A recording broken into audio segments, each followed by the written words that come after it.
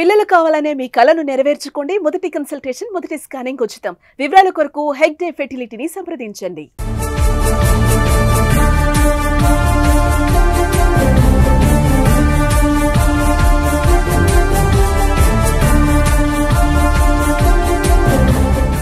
ఏపీకి rain fever పట్టుకుందా అంటే అవుననే అంటోంది ఐఎండీ.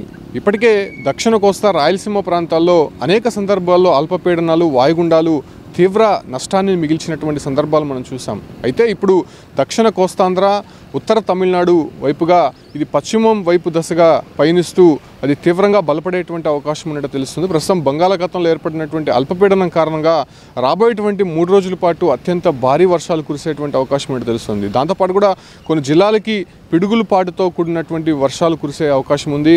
ప్రస్తుతం చలిగాలులు కూడా ఎక్కువ వీస్తున్నటువంటి నేపథ్యంలో అది పగటి ఉష్ణోగ్రతలు సైతం దాదాపు 10 డిగ్రీలకి పడిపోవచ్చు. అదే రకంగానే రాత్రి ఉష్ణోగ్రతలు 2 నుంచి 5 డిగ్రీలకి పడిపోవచ్చు.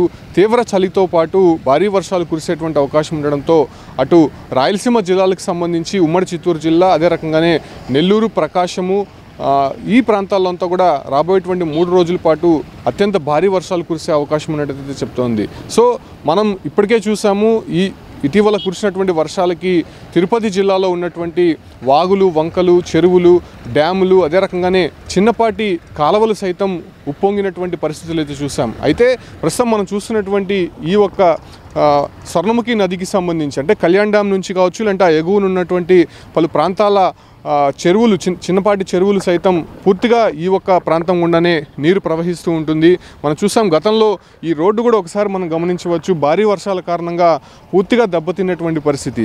ప్రస్తుతం అది ఇంకా మరమ్మతులకి నోచుకోక పక్కనే ఒకటి ఆల్టర్నేట్గా రోడ్డు అనేది వేశారు. ప్రస్తుతం ఆ ఒక్క దిశగానే వాహనాలన్నీ కూడా పయనిస్తోంది. సో ఇలాంటి సిచ్యువేషన్సే అనేక ప్రాంతాలు కూడా పరిస్థితి అక్కడే కనిపిస్తోంది. దాంతోపాటు కూడా ఏదైతే సముద్ర తీర ప్రాంతాల్లో మండలాలు కావచ్చు, అంటే అక్కడ ఉన్నటువంటి మత్స్య గ్రామాలంతా కూడా పూర్తిగా కూడా ఇబ్బందులకు గురవుతున్నటువంటి పరిస్థితి కనిపిస్తోంది.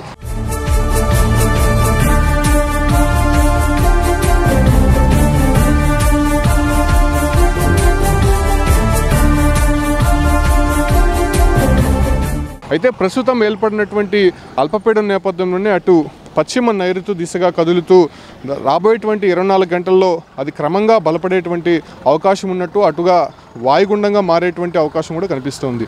అయితే ప్రస్తుతం ఇది నెల్లూరు, చిత్తూరు జిల్లాల్లో పిడుగులతో కూడినటువంటి భారీ వర్షాలు కురుస్తాయని చెప్పి ఇప్పటికే ఐఎండీ హెచ్చరికలు జారీ చేసింది. అయితే గడిచినటువంటి 2-3 రోజులుగా అటు అల్లూరు సీతారామరాజు జిల్లా కావచ్చు, అంటే విజయనగరము, అటు కృష్ణా, బాపట్ల, ఏలూరు ఇటువంటి ప్రాంతాల్లో, తూర్పుగోదావరి, విశాఖపట్నం ఈ ఒక్క ప్రాంతాల్లో తీవ్రమైనటువంటి చలిగాలతో కూడినటువంటి తేలికపాటి వర్షాలు కురిసినటువంటి సందర్భం మనం చూసాం. కాకపోతే రాబోయేటువంటి 3 రోజుల పాటు కురిసేటువంటి వర్షాలు భారీగా ఉండబోతాయని చెప్పి కూడా చెప్తున్నారు. ఎందుకంటే బంగాళాఖాతంలో కొనసాగుతున్నటువంటి అల్పపీడనం కారణంగా అటు తిరుపతి జిల్లా సముద్ర తీర ప్రాంతాలు ఇప్పటికే అలలు దాదాపు 5 మీటర్లు ఎత్తుకు ఎగసిపడుతున్నటువంటి పరిస్థితి అక్కడ కనిపిస్తోంది. అయితే తీవ్ర అల్పపీడన ప్రభావంతో అటు చెన్నై, తిరువల్లూరు, అదే రకంగానే కాంచీపురము, చెంగల్పట్టు, కాంచీపురం ఇటువంటి సముద్ర తీర ప్రాంతాల్లో కూడా భారీ వర్షాలు కురిసేటువంటి అవకాశం ఉన్నట్టయితే తెలుస్తోంది.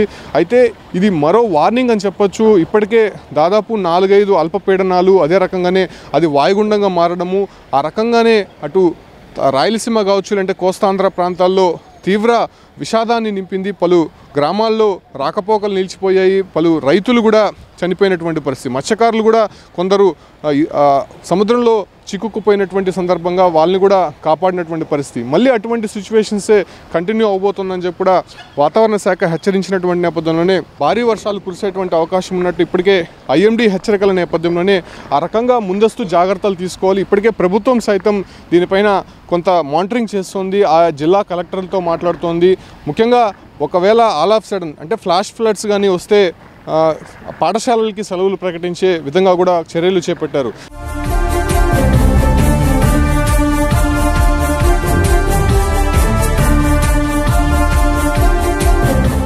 అంటే రాబోయేటువంటి 3 రోజుల పాటు ఫ్లాష్ ఫ్లడ్స్ వచ్చేటువంటి అవకాశం ఉండడంతో తిరుమలకు వచ్చేటువంటి యాత్రికులు కూడా కొంత జాగ్రత్తలు పాటించాలని చెప్తున్నారు. ఎందుకంటే గతంలో మనం చూసాము, ఘాట్ రోడ్లో కొండ చర్యలు విరిగిపడ్డము, అదే రకంగానే తిరుమల శ్రీవారి ఆలయంతో పాటు పలు ప్రాంతాలంతా కూడా కొంత జలమయం అయినటువంటి పరిస్థితులు మనం చూసాం. సో ఆ రకమైనటువంటి సిచ్యువేషన్స్ ముందుగా గుర్తించి కొంత జాగ్రత్తలు తీసుకునేటువంటి ప్రక్రియ మాత్రం టీటీడీ చేపడుతోంది. ఎందుకంటే రాబోయేటువంటి 3 రోజుల పాటు అత్యంత భారీ వర్షాలు, ఫ్లాష్ ఫ్లడ్స్ కురిసేటువంటి అవకాశం ఉండడంతో ఇటువంటి ప్రాంతాలు ఏదైతే చిన్నపాటి గ్రామాల్లో పరిసర ప్రాంతాల్లో ఉన్నటువంటి చెరువులు కావచ్చు, లేదంటే కుంటలు, అదే రకంగానే వాగులు, ఈ ప్రాంతాలంతా కూడా ఆ ఒక సమీపంగా ఉన్నటువంటి కొన్ని ఇల్లు కొంత పునరావాసానికి వెళ్ళాలి అక్కడ ఉన్నటువంటి ప్రజలంతా కూడా చెప్తున్నారు. అంటే మనం ఇప్పుడే చూసాము, ఏదైతే నదీ ప్రవాహిక ప్రాంతాల్లో ఉన్నటువంటి కొన్ని ఇల్లు ఇప్పటికే ధ్వంసమైనటువంటి పరిస్థితి, ఆ ప్రాంతాల్లో కొంత అక్రమంగా నిర్మించినటువంటి ఇల్లు సైతం కొట్టుకుపోయినటువంటి పరిస్థితి. సో వాటన్నిటిని కూడా గుర్తించి అధికారులు ముందస్తుగానే చర్యలు చేపట్టారు. సో